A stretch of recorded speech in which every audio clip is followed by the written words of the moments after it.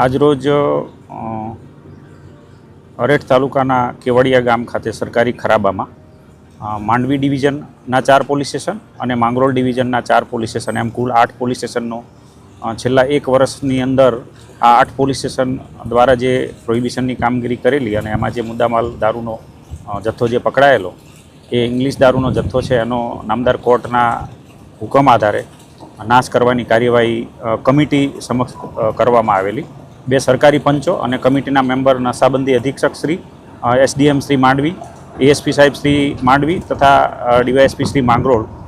અને સરકારી પંચો રૂબરૂ આ જે મુદ્દામાલ છે એનો પંચનામું કરી અને વિડીયોગ્રાફી સાથે 2 રોલર અને 1 જેસીબી મારફતે એનો નાશ કરવામાં આવેલો છે।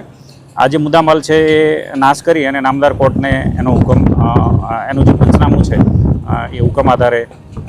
રજૂ કરવામાં આવશે અને રિપોર્ટ કરવામાં આવશે અને જે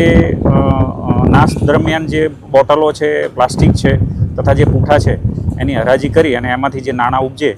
તે સરકાર સીમા જમા કરવામાં આવશે।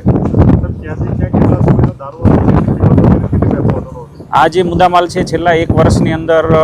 ટોટલ આજે 8 પોલીસ સ્ટેશનની અંદર 90 ગુના દાખલ થયેલા